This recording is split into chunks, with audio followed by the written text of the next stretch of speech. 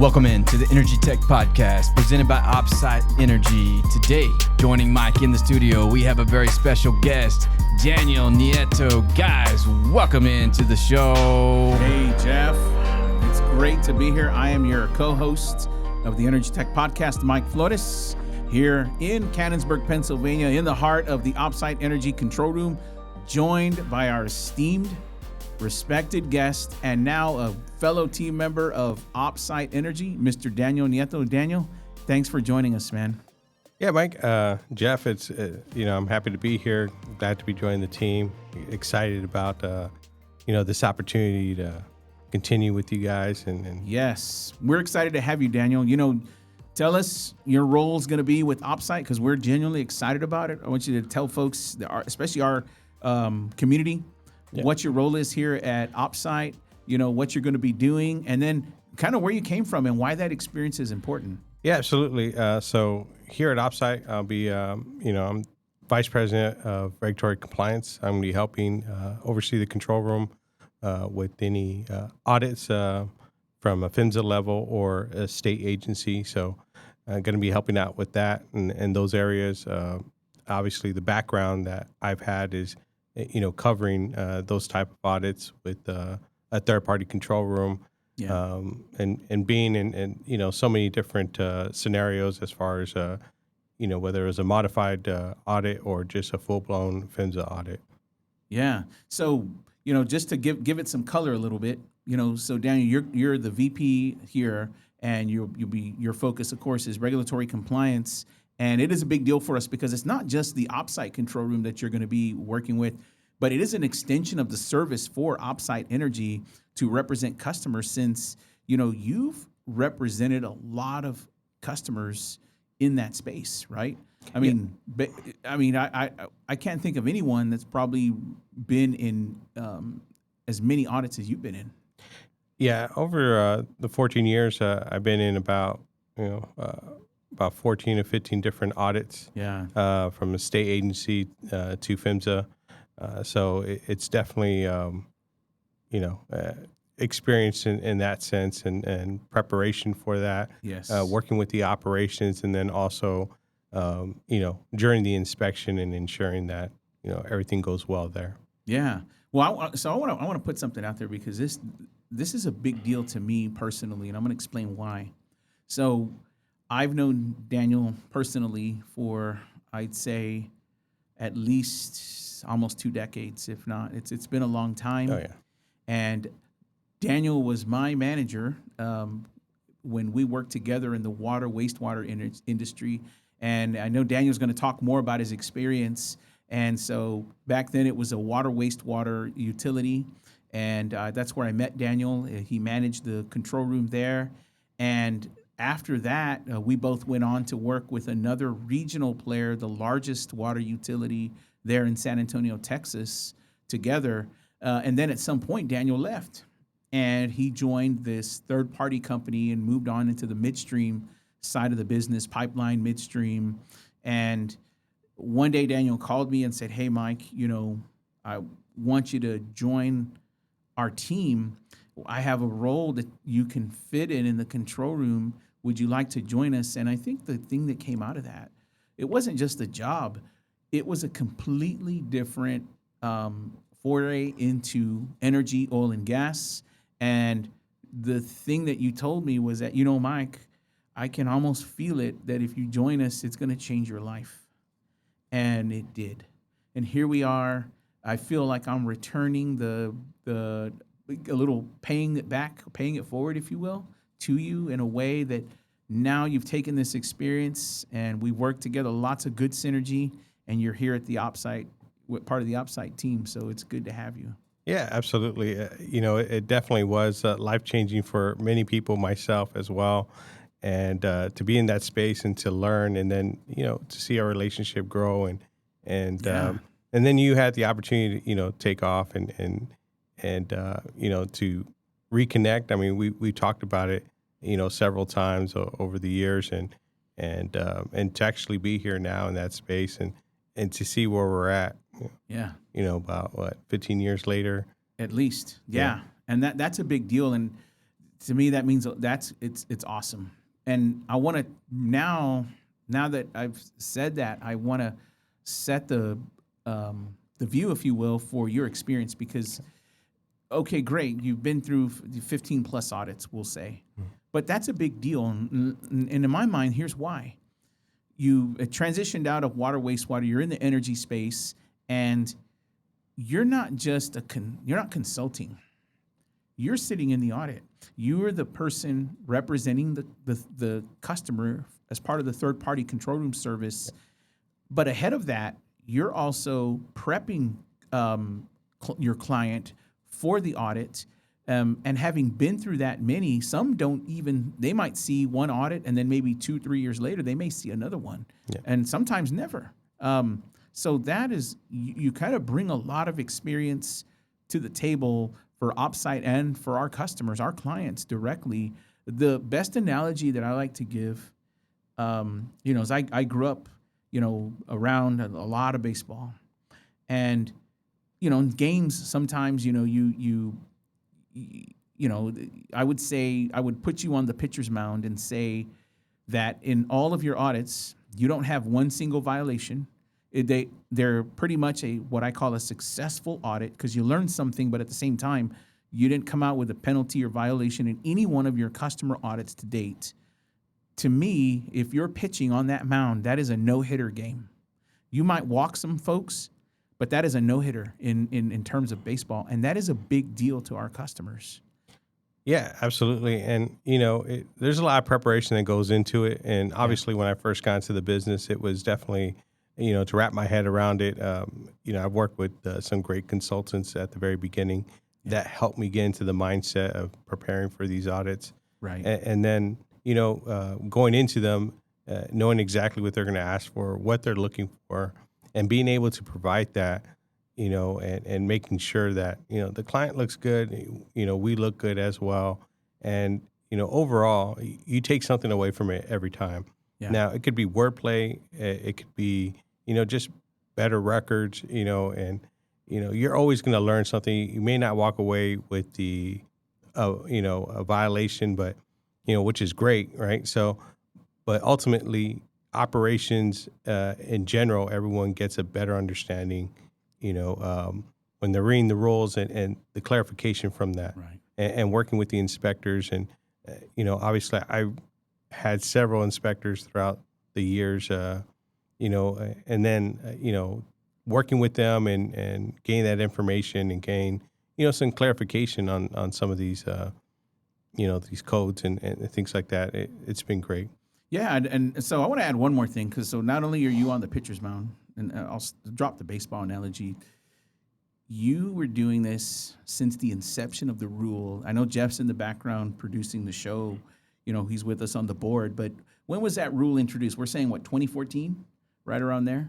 You had the official... 2012. Okay, so you had 2012 it come out. You had your FAQs that came back.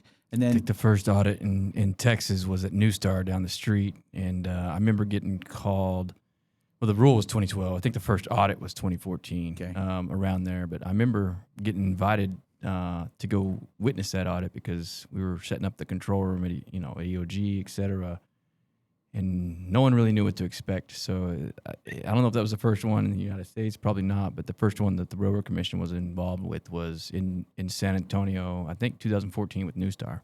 Yeah. So when you think back, the reason that's a big deal is because, Daniel, there wasn't any real guidance behind that other than FAQs that had been pushed out by PHmsa, typical what I call regulatory words, right? Here it is. Here's what you probably could expect. You had your checklist, but not an audit you can fall back on. So you were going at this, aside from the training, which I want to give a shout out real quick to Patricia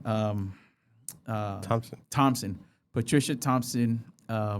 She's out there. I mean, probably one of the most phenomenal auditors and consultants to teach.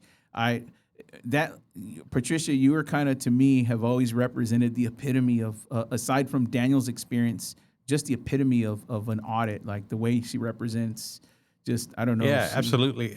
Patricia has always been a mentor for me and always someone I can, call on and just talk to. And she really helped me out at the very beginning. coming into the business, not having a clear understanding and trying to wrap your head around it, it was a little bit of a nightmare trying to get that under control. But and I think her experience translated over into you, and it helped you shape how you moved forward and had so much experience going into these audits. And I guess my point is simply that here you are at the beginning. So you got to see this in its true inception. I get the rule came out 2012, but in action, you're now moved in. And so you sort of are historically grandfathered into that process. Like you started this thing from the beginning practically. Yeah. And, being in a third-party control room, I mean, and having several regulated assets, you can have an audit at any time, right? So, there was years where I had maybe one audit, or just pre-audits from the clients themselves, just wanting to check everything, and then also going to actual full-blown audits with state inspectors, and that could be like 3 of them back to back. So the preparation, you always want to again ensure that everything's in play and you have everything up to date. One of the biggest things was learning that from Trish and everyone that's helped in this process. Me gain a better understanding, whether that's the inspectors or other consultants. Having a clear understanding of how to be prepared, and you learn something from everyone, right? Like everyone, you can pick up something. And you take that in and you start utilizing it and you start trying to build something successful for yourself and making sure that you're ahead of it. And that's one of the things I've taken from this. And I remember, reaching out to you several times after I'd gone through an audit and things like that, and just telling you, hey, did you know this is what they mean? Providing some of that clarification, with you being in your own control room and running that. Yes. And that was one of the things that, I wished I had a little more at the very beginning, but at the same time, as I was learning, I was trying to, put that information out there as well. Yeah, and so you're saying something right now that I think rings true for the mantra of OpSite Energy, and what I mean is that the mantra is that we want to genuinely give our clients the tools they need to be successful in their control rooms, in the control room. If OpSite is their control room, we want them to know that we have the resources that are willing to give them genuine information. We don't prey on scarcity of knowledge, and we're not going to give you some big 6-figure number to give you that information. Let's pass that, Mike. I mean, it's not just our clients. We want everyone to have this knowledge because we don't feel like it's something that people should have to look for or be afraid of. Yeah. You should be optimizing your control room, not trying to figure out how you're going to pass the audit, right? So Daniel's a big resource for this, and maybe I'm ahead of you a little bit, but we plan to put out this CRM series, and Daniel is going to be bringing the heat as far as how to pass that audit. And so if you're listening now and you're excited about that, like tune in a few months. We're going to put together a nice little series, break down that rule into 12, 13, 14 parts, and really just hone in on each one. And you're going to be able to pull and pick the brain, add the comments to the sections of what we consider to be one of the best SMEs in the industry as far as passing audits, and if nothing else, probably the highest number that we know of. But yeah, we want to give that away too, Mike. For years, I've seen regulatory folks try to keep things and hold power in organizations, and I probably did the same thing, but we're here to kind of change that, and because we believe in taking everyone's control room to the next level, client or not. So so it's for the community, and I think, Daniel, you've said that to me in the past, is you want to give away that information to the community, right? Yeah, absolutely. And the thing is that you shouldn't be afraid to ask questions. You have these people right in front of you, right? These inspectors. They're in these positions to be able to provide that. Their training that they get is from PHmsa. So from the state agency, they get this training. You can't get this training anywhere else, and that's where I saw for myself the growth in being able to understand You know, in every audit that you go into, you know, mine, you know, at least from my mindset was to try to get some clarity on something maybe I wasn't really sure of. You know, speaking with other members of the team and just, you know, just the community in general. You know, I'll call other control room managers and ask them, you know, what was your understanding of this, and how are you, you know, taking this approach to, you know, try to, you know, to hit this expectation. And everyone was kind of, you know, they had their own view of it, and not really any clarification. So, you know, being in front of the inspectors and trying to get that, and then turning around and you know, applying that to the community, and being able to, you know, share that with, you know, other team members and say, okay, this is what the intent is, right? Gain that clarification. And I think that's something like we spoke about that's kind of lacking. And I'm not saying that you're going to know everything, you know, but don't be afraid to ask, you know, definitely going into these audits. And when you have the time to sit with an inspector, you know, get some clarification on anything that you're really looking for. Yeah. Sometimes it's hypothetical questions, right? Yeah. Yeah, because I think Anonymous. sometimes someone doesn't want to pick up the phone. That puts an age on me, but no one wants to dial the railroad commission or whoever and say, it almost feels like an indictment, right? Like you're asking a question. And well, I might feel like that's an indictment on our control room, right? But what you're saying is, hey, you know, we want to push this out there. And you said something to me before that I find interesting, and here's what I mean. Usually someone from the Railroad Commission gets direct training from PHmsa, okay? Then they come and they do your audit, and what you are equipped with is, as a producer or an operator, are a handful of things. You don't get the same direct training that PHmsa pushes for guidance to the Railroad Commission, okay? I'm saying, we'll use Texas as an example, right?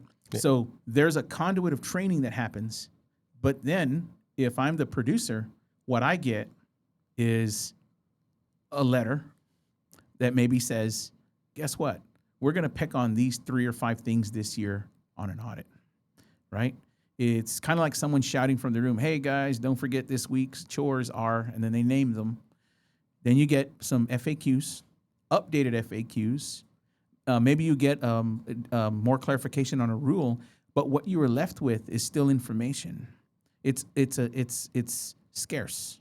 It is not the same typical training PHmsa may translate to the auditor from the Railroad Commission in Texas that's going to come to your facility. So you see, I feel like that's what you're speaking to, is that disconnect, right? Yeah, absolutely. And the thing is, you know, any consultant in the industry is going to say, you know, that, again, reaching out and being a third-party services, obviously, again, during an audit, like you stated, the indictment on the operations, everyone's a little concerned about doing those things.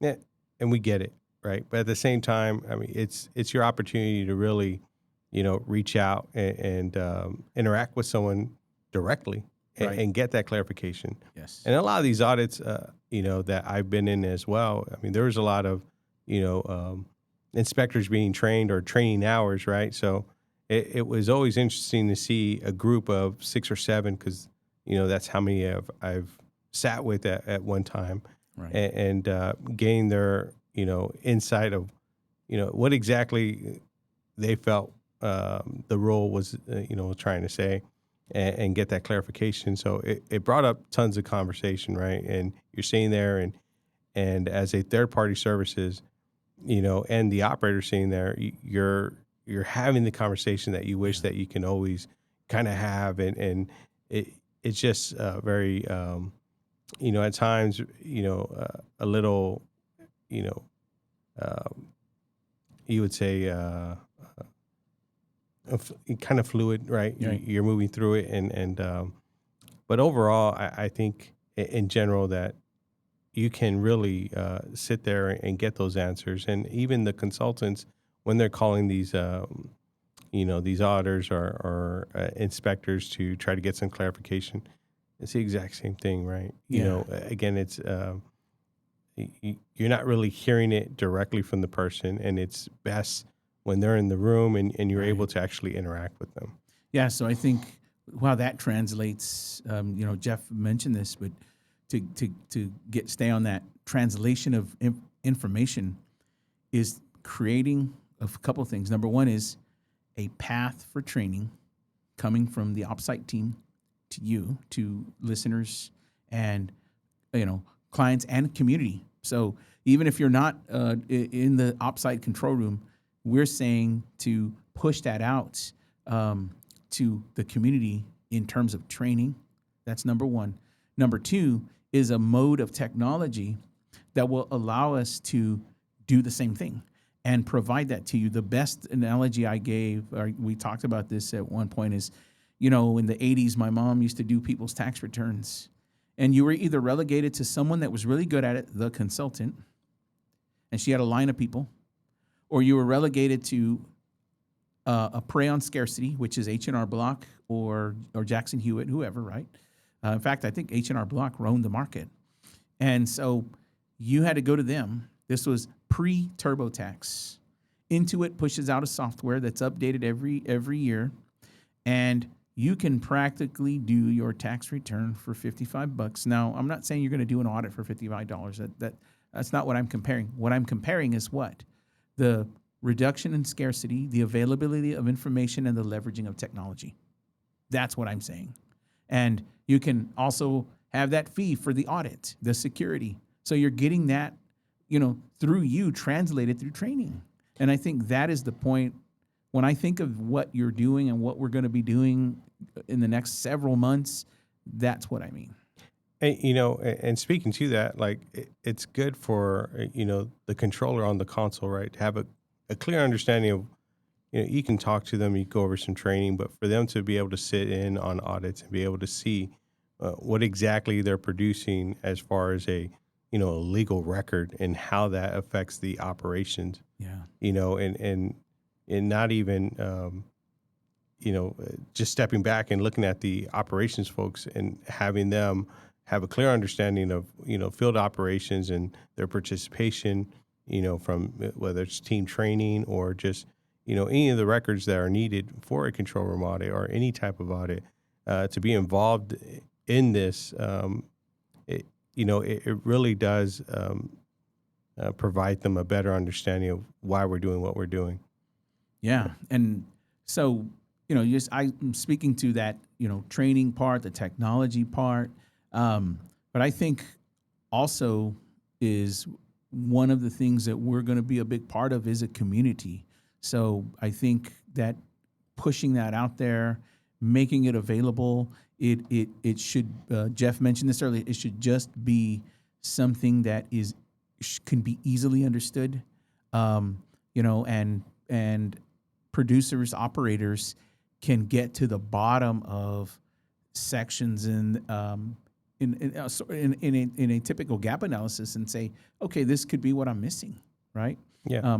And that's covering each section of the audit, right? The checklist, or defined in whatever sections of 1168, right? Or the sections regarding alarm management, what the expectation is for testing backup systems. All those things is sort of a breakdown that I think your pitching experience is going to bring to the table here at OpSite. And the thing is with that, a lot of it is driven by data, right? Yeah. So, in trying to get people to understand that, when they're coming into this audit, seeing a piece of paper and just checking off boxes, that's not saying that you're doing what you're doing. It's the data that's showing it, right? And trying to get that across to everyone. And again, whether you're a third-party service overseeing the control room, controller, or working with operations, right? You're an operator. It's good to have a clear understanding, right? And be able to have that knowledge of what the expectation is, and really trying to, it doesn't matter any training that you go through, like when you're seeing in the audit and you're seeing what you do, how that produces into this audit and how it contributes, it's definitely different, right? It's a different feel. You walk away from this knowing exactly how you're contributing. So you said something that I want to pick up on, and I want to make sure that our listeners know this. You can have all the procedure in the world. You can have a nice looking documents. You can have a pretty alarm database printed, whatever, right? Mm-hmm. What you're saying, what I'm hearing you saying is you must be able to produce the data that says that you did this, that says that look at our shift turnover, that says here's how we've checked safety related tags, that have says this is how we've conducted a point to point, that says this is where we tested our backup system in the middle of a shutdown that happened and we used it as unplanned downtime to test our backup system, right? Is that what I'm hearing? Yeah, absolutely. That's it. That's exactly what I'm talking about. And just in general, like anytime, you're doing a failover, capturing that data of, the commands or any type of testing on your server from, calibration records and if you're calibrating an alarm or you want that data from your SCADA system, you want to be able to extract that data, make sure that you have that available going into any type of audit, especially for the control room, going over the alarm management piece and so on. So yeah, it's definitely trying to get that out, making sure that people understand it's the data that they're looking for, whether it's a shift change, turnover, hours of service. They're looking at all that from a data perspective. They're trying to collect that and it really it would help people to understand those things, right? And, making sure that they're prepared to show these things. And I'm not saying that they're not doing it, right? We're saying that just have that available and ready to go. So that way, when they do come in, you're able to provide that up front. Yeah. And, Daniel, we're about to close out the show here in just a minute. But before I do that, I know that people have probably come to you and said, Daniel, write down what makes a successful audit. Yeah. Well, guess what? You're here right now. If you could articulate, and I'm not saying be, exact on every section of APIs, and that's not what I'm after, but in your mind, you've sat in a lot of these, you've worked with lots of clients, you've participated in audits. In your mind, what are the few things that you think, maybe 3, maybe 5 things that you believe make a successful audit? Yeah, absolutely.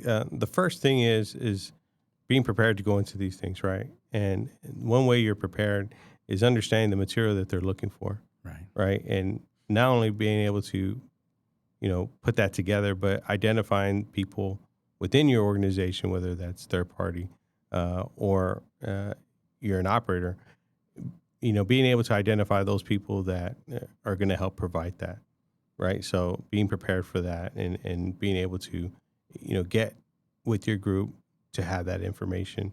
And again, ultimately, it's knowing the material, having a clear understanding what it is that you're going into, and ensuring that you have everything prepared going into that, right? So, if you're able to get your documents every month, you're able to do that at the end of every year, collect that information and place it where it needs to be at. So again, you're audit ready at any time. Yeah, that's awesome. Well, we're going to have plenty of time going forward here on the show. So we want you to like and subscribe. Hey, also one more thing, if you're from another control room, put a comment on there, man. Tell us where you're from. Let us know. Hey, you have questions for Daniel, for the team, put them out there, like and subscribe. There's going to be a whole lot more coming from Mr. Daniel Nieto, our VP of Compliance, all right? Daniel, great to have you. And once again, I'm your co-host, Mike Flotis with the Energy Tech Podcast. Thank you, Daniel, for joining us. Thank you.